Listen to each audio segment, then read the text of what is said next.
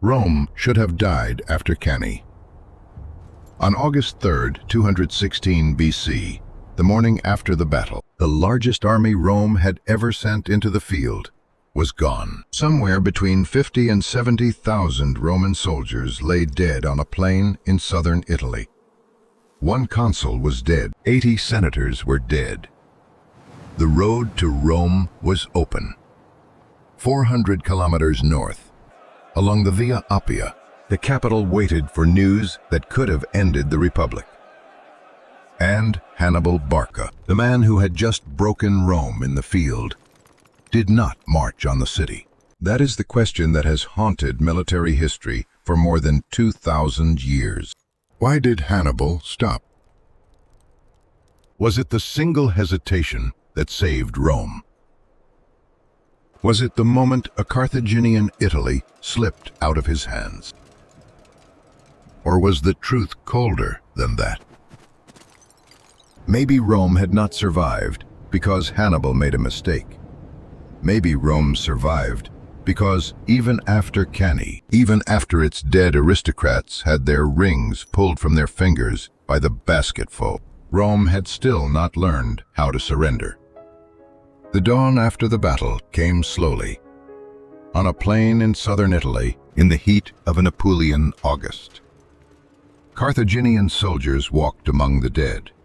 There were too many bodies to count. They moved through the field methodically, stripping armor, collecting weapons, and pulling small gold rings from the fingers of the slain. These were the rings of Rome's equestrian class, the knights and senators who had ridden out to fight only the day before. By the time the soldiers were finished, they had enough rings to fill 3 bushel measures. Those rings would later be poured out on the floor of the Carthaginian Senate, in front of stunned politicians, as physical proof of what Hannibal had done. The battle was Cannae. In a single afternoon, Hannibal had annihilated the largest army Rome had ever assembled. He had killed one of the 2 highest political officers in the Republic. He had shattered the confidence of the most aggressive power in the Mediterranean. And still, he turned away. In the days that followed, with his cavalry intact, with his legend at its absolute peak, and with Roman messengers racing north to deliver the worst news the city had ever received, Hannibal led his army south. For centuries, soldiers and historians have argued about that decision. Was it the fatal error of antiquity's greatest tactician? Or was it the only choice a serious commander could make, looking at the map, looking at his men, and looking at the walls of Rome?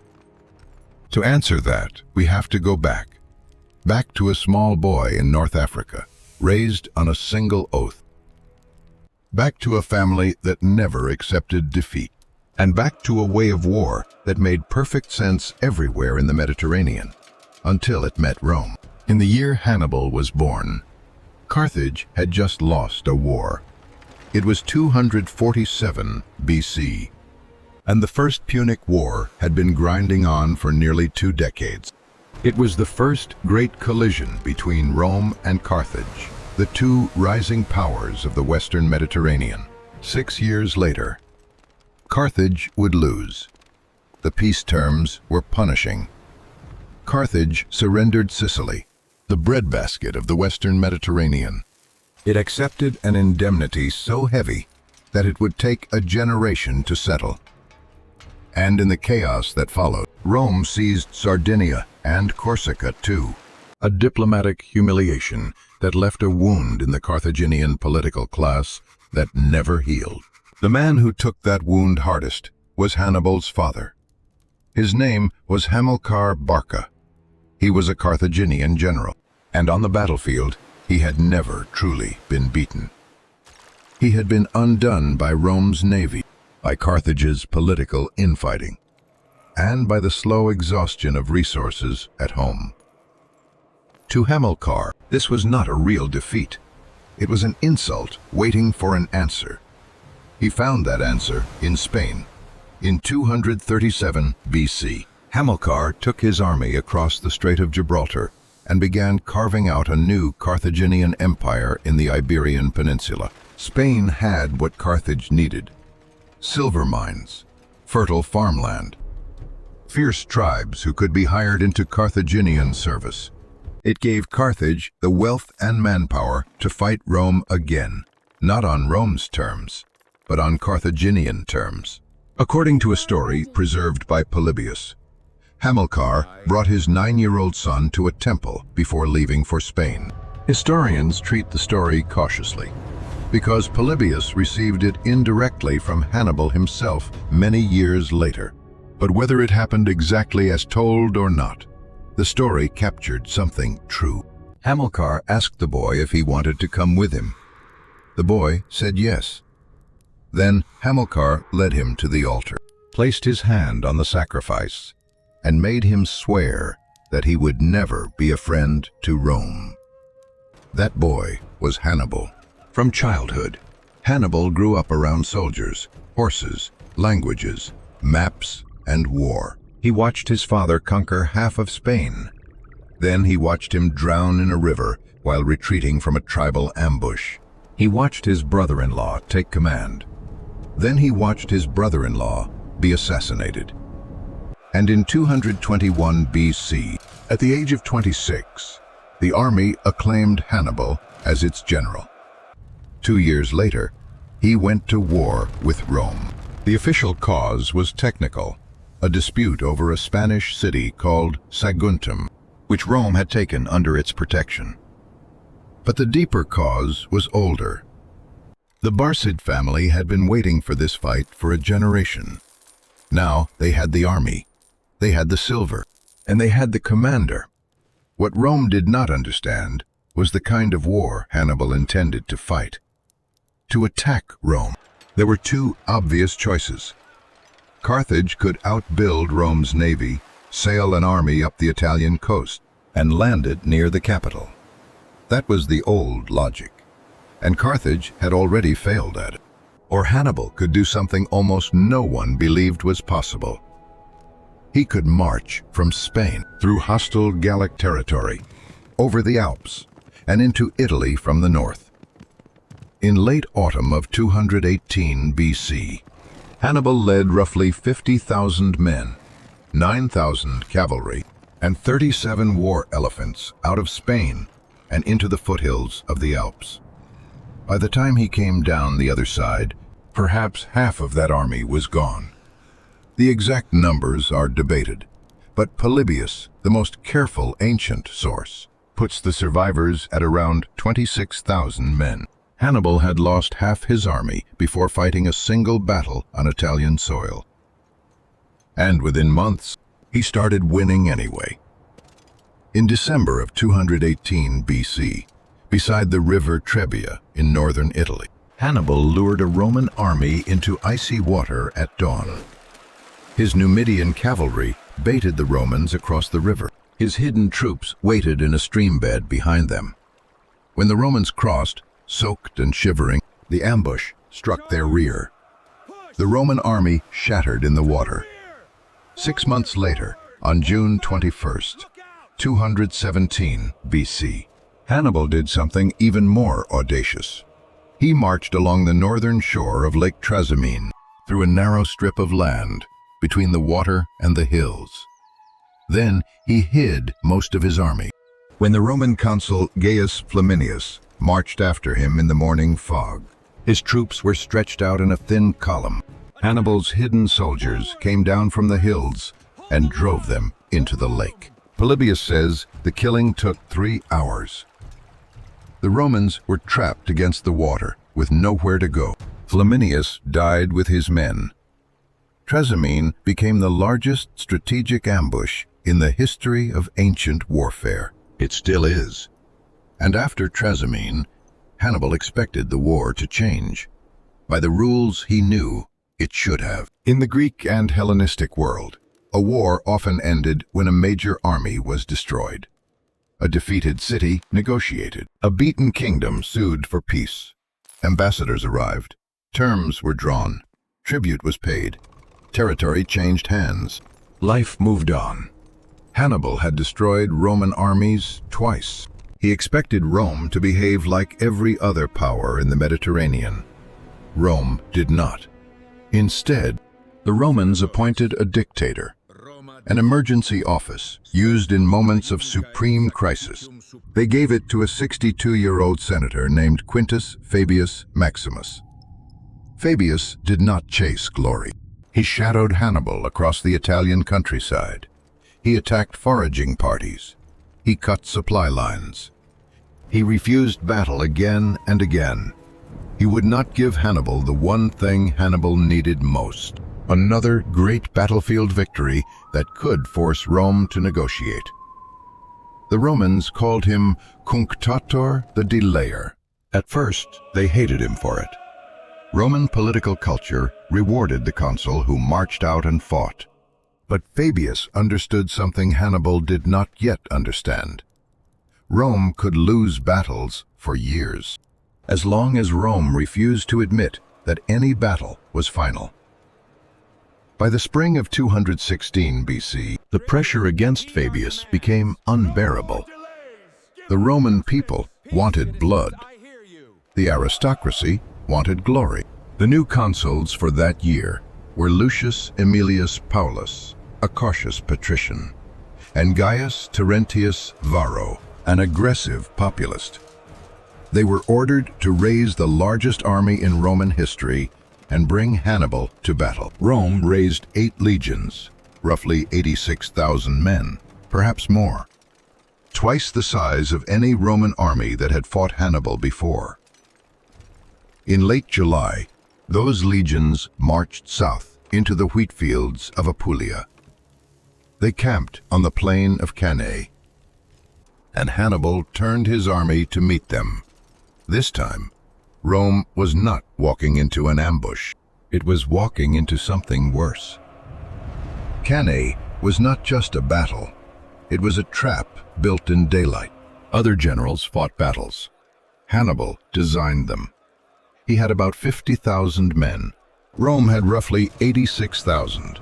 On paper, the Roman army should have crushed him.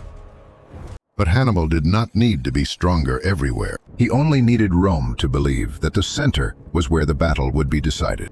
He placed his infantry in a long crescent, bowed outward toward the Roman line. At the center, he put his weakest troops, Gallic and Spanish infantry, lighter, less disciplined, and almost certainly aware that they were being used as bait. On the flanks, he placed his veterans. These were the heavy African infantry, drilled to a brutal standard, carrying armor stripped from Roman dead in earlier battles. And on the wings, he placed his cavalry. On the left, heavy Iberian and Gallic horsemen under Hasdrubal. On the right, Numidian light cavalry under Maharbal. The Roman plan was simple: drive straight into the center, break the Carthaginian line, then roll up the rest of the army. So that is exactly what they tried to do. At first, it seemed to work. The Roman infantry pushed forward. The Gallic and Spanish center gave ground, but they did not collapse. They retreated slowly, still facing the enemy, still holding together just enough to keep the Romans coming. Step by step, the Roman center pushed deeper.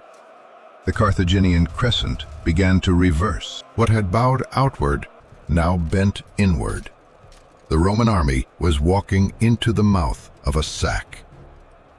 On the left wing, Hasdrubal's heavy cavalry smashed the Roman cavalry opposite them. Then he made the decision that turned a victory into a slaughter. He did not chase the fleeing horsemen.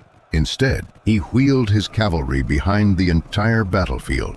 He struck the Roman cavalry on the other wing from the rear and drove them off too. Then he turned again. Now his horsemen charged into the back of the Roman infantry. The same Roman infantry that was still pushing forward. The same infantry that now had Carthaginian veterans closing in from both sides. The trap shut. The African infantry on the flanks pivoted inward. The center, which had bent but never broken, held. The Roman army was packed into a tightening mass of men. There was no room to move, no room to swing a sword, no room even to fall properly. The killing took most of the afternoon. Polybius gives the Roman dead as 70,000. Livy says 50,000. Modern historians usually place the number somewhere in between. Whatever the exact figure, the meaning is the same. A huge part of Rome's fighting population died on that plain in a single day. The consul Paulus died fighting. 80 senators died with him. The other consul, Varro, survived and fled north to the small town of Venusia. A young military tribune named Publius Cornelius Scipio also survived. One day he would be called Africanus. One day he would be the man who defeated Hannibal. But that night, at the town of Canusium, he was only a survivor trying to hold frightened men together. When some of them spoke of surrender, Scipio drew his sword and threatened to kill anyone who abandoned the Republic. Even that scene came later. On the evening of August 2nd, 216 BC, the slaughter at Cannae was still fresh. The field was still covered with Roman dead, and Hannibal Barca was standing on top of one of the most complete tactical victories ever won. Then came the moment that made the story immortal. Or at least, the moment Roman writers wanted later generations to remember. Tradition says that after the battle, while the Carthaginian camp was treating its wounded and counting its own dead, Hannibal rode up to Hannibal and made him an offer. "Give me the cavalry," he said, "and you will dine in the capital in 5 days. In other words, let me ride straight to Rome, and the war can end now." Hannibal paused. He said he needed time to think. Hannibal is supposed to have answered with one of the most famous lines in military history. "You know how to win a victory, Hannibal. You do not know how to use one." It is a perfect sentence. Too perfect. The problem is that it may never have been said. The earliest source for the exchange is Livy, writing around 150 years after the battle. Polybius, who was closer to the events and had access to people who had known Hannibal personally, does not mention it. Modern historians have been cautious with the story.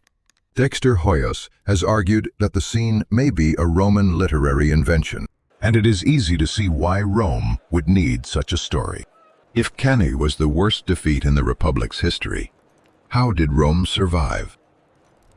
One answer was simple. Hannibal hesitated. Rome did not save itself. Hannibal failed to finish the job. That version made the disaster easier to explain. It turned Rome's survival into the result of one enemy mistake, not a deeper truth about Roman power. But we do not know what was actually said in Hannibal's camp that night. No Carthaginian version survives. The archives of Carthage were burned when Rome destroyed the city 66 years later. At the end of the Third Punic War, Hannibal left no diary that has reached us, so we cannot enter his mind. We can only follow his choices, and his choices are clear. He did not march on Rome. He let his army recover for several days on the battlefield. He sent messengers to Carthage carrying the rings of the Roman dead. He released the Italian allies he had captured without ransom, while keeping Roman prisoners in chains. That was not mercy. It was politics. He was sending a message to the Italian cities. Rome cannot protect you. Rome's armies can be destroyed, and if you leave Rome now, Carthage will treat you differently from the Romans who command you. Then, in late August of 216 BC, Hannibal turned west into Campania, one of the richest regions in Italy. That decision only looks strange if we assume his real target was the city of Rome. The walls, the forum, the temples, the capital itself. That is how many people imagine the war. Hannibal wins at Cannae. The road opens. He should march north, take Rome, and end everything in one blow. But that was not the war Hannibal was trying to fight. His goal was not to storm Rome. His goal was to tear apart the system that made Rome powerful. To understand that, we have to understand what Rome actually was in 216 BC. Rome was not just one city ruling alone. It was the center of a vast alliance network. Latin cities, Etruscan cities, Greek cities in the south, Samnite hill communities, Campanian aristocrats. All of them were bound to Rome through treaties, obligations, fear, privilege, and habit. When Rome called, they sent soldiers. That was the engine of Roman power, not just the city, not just the Senate, the alliance system. Take away those allies, and Rome became a much smaller thing. A powerful city, yes, but no longer the master of Italy. That was Hannibal's real plan. Win such terrifying victories that Rome's allies stopped believing Rome could protect them. Make the cities of Italy defect. Break the confederation piece by piece. Leave Rome isolated in the middle of its own peninsula. Then force it to negotiate, not because its walls had fallen, but because its empire had walked away. It was a brilliant plan, and after Cannae, it looked as if it might work. In the autumn of 216 BC, Capua opened its gates to Hannibal. Capua was not a minor town. It was the second largest city in Italy. It was wealthy, crowded, militarily important, and placed in the rich Campanian plain. Its defection was Hannibal's greatest diplomatic victory. It gave him a base. It gave him winter quarters. It gave him food, resources, and access to a port. More importantly, it gave him proof the Roman alliance system could break. Other defections followed. Much of southern Italy came over. Parts of Samnium came over. Several Greek cities came over.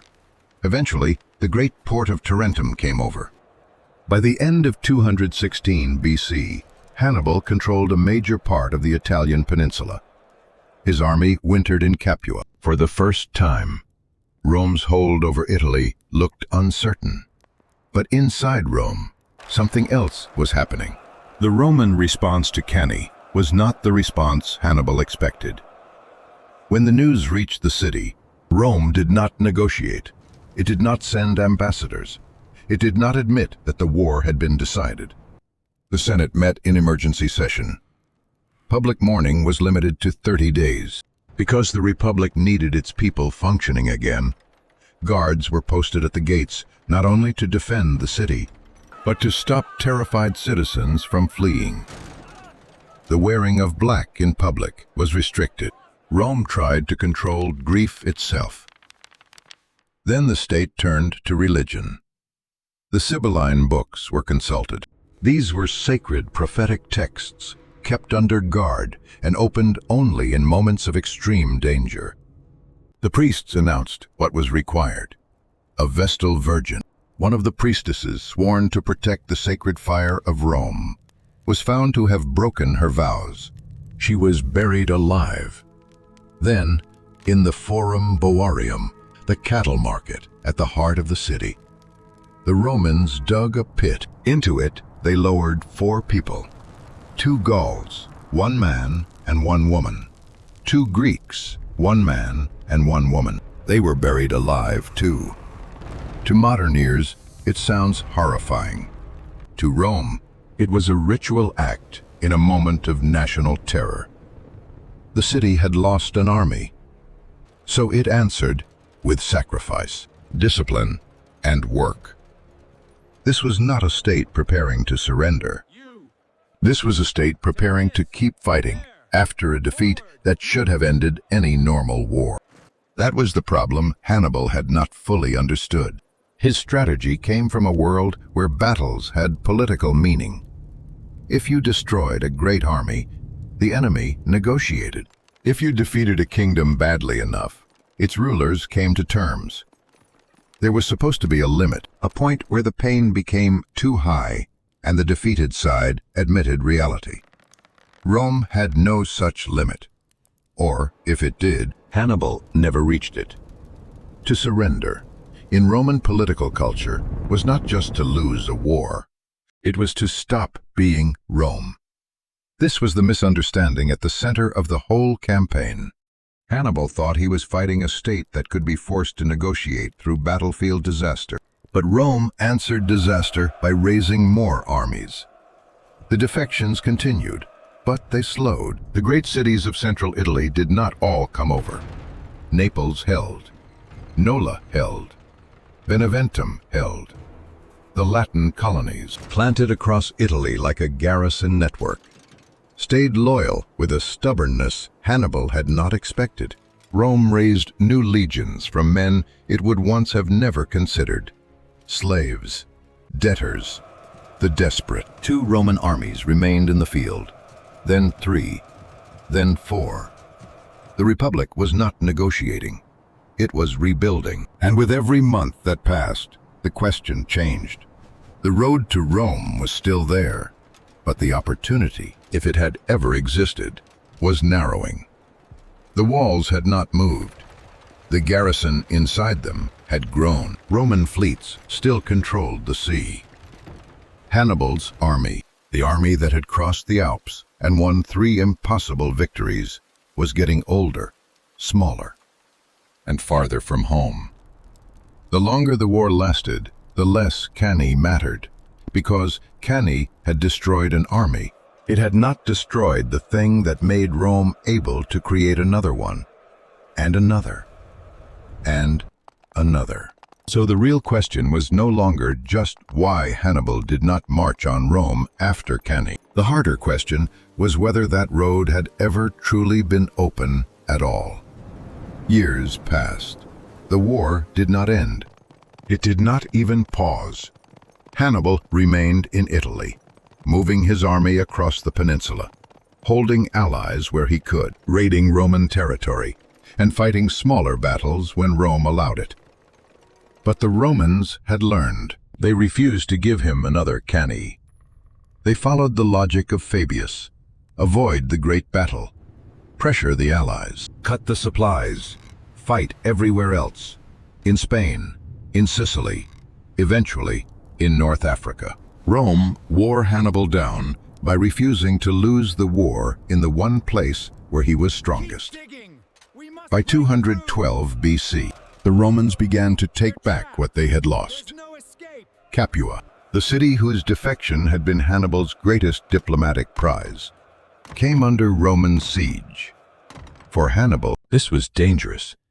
Capua was not just a base. It was proof that Rome's alliance system could break. If Rome took it back, every other city in Italy would understand the message. Carthage could win battles, but Rome could still punish defectors. The allies inside Capua begged Hannibal for help. He marched to relieve them, but the Romans would not give him the open battle he wanted. He attacked their supply lines. They held the siege. He tried to force them to move. They stayed. So in the spring of 211 BC, 5 years after Cannae, Hannibal finally did the thing everyone had said he should have done immediately after the battle. He marched on Rome. But this was not the march people imagined. It was not the final strike of a conqueror with siege towers, engines, and a secure supply line behind him. It was a diversion. Hannibal knew it. He did not have the army to take the city. He did not have the equipment. He did not have the support from Carthage. What he had was a hope. If he appeared at the gates of Rome, perhaps the Romans would panic. Perhaps they would lift the siege of Capua and rush home to defend the capital. So he marched north. He crossed the river Anio. He camped within 3 miles of the walls of Rome. For a moment, the nightmare became real. Hannibal ad portas. Hannibal is at the gates. For years, Roman families had used that phrase like a warning. Now it was no longer a warning. The man himself was outside the city. But what Hannibal saw when he looked at Rome told him what he needed to know. He saw the Servian Wall, 11 kilometers of volcanic stone, rising 10 meters high in places. Behind it was a massive earthen rampart, the Agger, built to absorb the impact of siege engines before they could break the wall. He saw a huge city behind those defenses, urban legions, naval marines brought in from Ostia, reserve troops pulled from wherever Rome could find them. He saw the river Tiber running through the city, which meant Rome could still be supplied even under pressure. This was not an open prize waiting to be taken. It was a fortress, and Hannibal did not have the army to take it.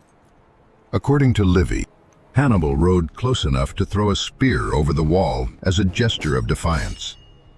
He studied the defenses. Then he saw something even colder. The Senate had calmly auctioned off the very land his army was camped on at the full peacetime price. Rome was not negotiating. Rome was not even showing fear. It was making a point. You are outside the walls. You are not inside them. Hannibal retreated. The siege of Capua continued. Later that year, Capua fell. Its senators were executed or sold into slavery. Hannibal's greatest diplomatic victory was erased. That moment in 211 BC helps answer the question from 216 BC. If Hannibal could not take Rome 5 years later, when he actually stood near the walls, then could he really have taken it right after Cannae? The answer is almost certainly no. After Cannae, his army had just fought one of the most brutal melee battles in ancient history. It had suffered thousands of dead. It had thousands of wounded.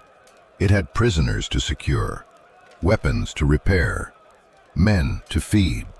The march from Cannae to Rome was around 400 kilometers. It passed through hostile territory. It crossed difficult roads and mountain routes that could be blocked by small defending forces. A cavalry force might move quickly. An exhausted army could not. The famous boast that Hannibal could dine in the capital within 5 days was the dream of a cavalry commander. An entire army could not move like that. By the time Hannibal reached Rome, the gates would be locked. The urban troops would be ready. The granaries would be full. The river would still be open. And even if he arrived, how would he enter?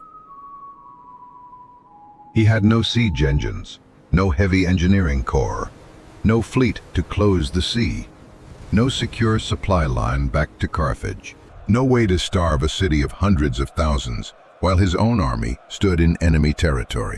His army would likely have starved beneath the walls long before Rome did. That is why the old story is misleading. The myth says Hannibal lost the war because he failed to march on Rome. It is dramatic. It is simple. It gives history one clear mistake. But the truth is harder. Hannibal's decision after Cannae was probably not the error that doomed him. The deeper error had been made earlier. It was the belief that battlefield victories could force Rome to act like every other power. Hannibal had fought a brilliant war, but he had misunderstood the enemy. The war lasted 11 more years. Hannibal stayed in Italy until 203 BC. He held on. He won smaller battles. He maneuvered against Roman armies that grew larger, better supplied, and more experienced every year. He never lost a major battle in Italy, but he also never received the reinforcements he needed from Carthage. No great army arrived to finish what Cannae had begun. No decisive siege equipment came. No full commitment from the city whose war he was fighting. Eventually, Rome found a way to defeat him without fighting him in Italy. In 204 BC, Publius Cornelius Scipio landed an army in North Africa. He was the same young Roman who had survived Cannae, the same man who had helped rally fugitives at Canusium when surrender was being whispered. Now he brought the war to Carthage itself. He won battles on Carthaginian soil. He turned the Numidian king Massinissa into a Roman ally. That mattered deeply, because Numidian cavalry had once been one of Hannibal's greatest weapons. Now that weapon was turning against him. In 203 BC, Carthage recalled Hannibal from Italy to defend the home city. He had been in Italy for 15 years. He left without ever being truly broken there. Then, on October 19th, 202 BC, Hannibal and Scipio met at Zama, about 130 kilometers southwest of Carthage. Scipio had studied Hannibal for years. He knew what Cannae had been. He knew what double envelopment looked like. He had survived the shape of that trap when he was young. At Zama, he used Hannibal's own lessons against him. Roman and Numidian cavalry drove around the battlefield and struck the Carthaginian rear. Hannibal's veterans, the same kind of African heavy infantry that had helped close the trap at Cannae, were now surrounded themselves. This time, the trap closed on Carthage. Hannibal escaped the field, but Carthage did not escape the war. The peace terms were brutal. Carthage lost all its overseas territory. It accepted a massive indemnity, payable over 50 years. It surrendered its war fleet. It could no longer make war without Roman permission. The Second Punic War was over.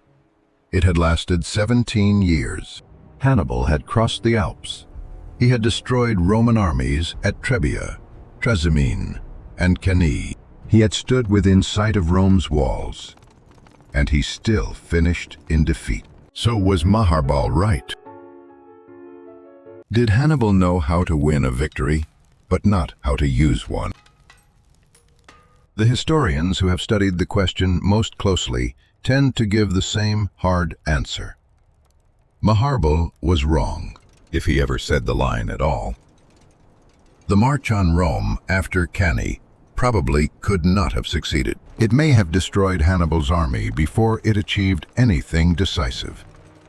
His real strategy: bypass the capital, break the alliance system, isolate Rome politically, was the correct strategy for the resources he had. It was not foolish. It was not cowardly. It was not hesitation.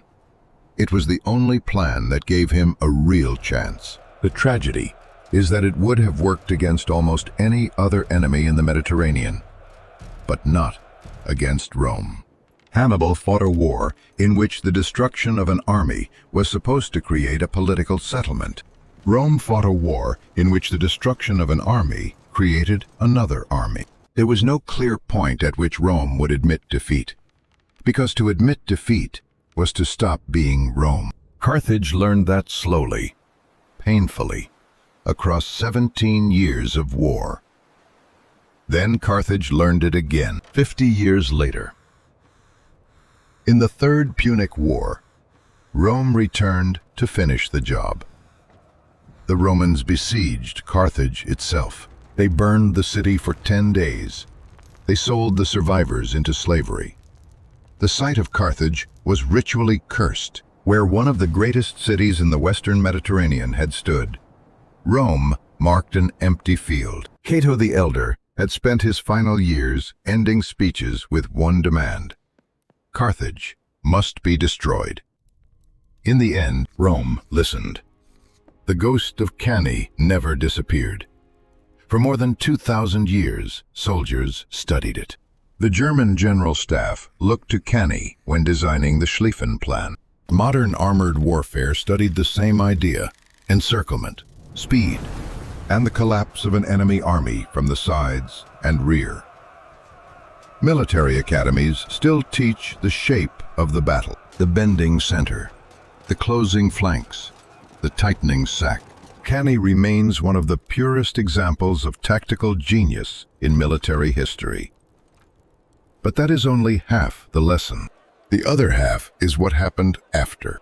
Cannae proves that an army can do almost everything right on the battlefield and still lose the war. It proves that killing soldiers is not the same as breaking a state. It proves that a capital can be open on a map and impossible in reality. The Roman phrase, Hannibal ad portas, Hannibal is at the gates, became a symbol of existential danger. But the deeper truth is sharper. Hannibal was never really at the gates. He was outside them, and the distance between outside and inside was the distance between winning battles and destroying Rome. Go back to the morning after Cannae. Go back to the Carthaginian soldiers walking through the dead, pulling rings from Roman hands. Go back to the baskets filling with gold. Go back to the messengers riding toward Carthage with the news that Hannibal had destroyed the greatest army Rome had ever fielded. They believed they were carrying proof that Rome could fall. But what followed proved something else. The rings were poured out before the Carthaginian Senate. The politicians marveled. Then Hannibal asked for what he needed to turn victory into decision. Reinforcements, siege engines, a full commitment to the war, Carthage argued, delayed, sent too little, too late. The Romans intercepted and destroyed the help that might have changed the campaign. The wealthiest commercial power in the Western Mediterranean would not spend enough to finish the war its general had begun so brilliantly. And Rome, bleeding from the worst defeat in its history, went back to work. That is why Cannae did not break Rome. The walls mattered. The armies mattered. The allies mattered. But beneath all of it was something Hannibal had not known how to destroy. A political culture that turned defeat into obligation. A religious system that answered terror with sacrifice. An alliance network stitched together by fear, loyalty, habit, and shared mythology. A Senate that could hear of 50,000 dead and still refused to negotiate. Rome survived not because the road was closed. Rome survived because even when the road was open, Hannibal could not make Rome accept that it had lost. On the morning after Cannae, Rome's largest army was rotting on the Apulian plain. Its enemies stood 400 kilometers away. The road north was open, but inside the city, the Senate met. The priests opened the Sibylline books. 4 people were buried alive in the cattle market. And then Rome went back to work. That is what Hannibal could not break. And in the silence of his tent on the evening of August 2nd, 216 BC, with the bonfires of the Roman dead burning outside, Hannibal Barca may have already understood it. He had won the perfect battle, but he had not found a way to make Rome believe it was defeated.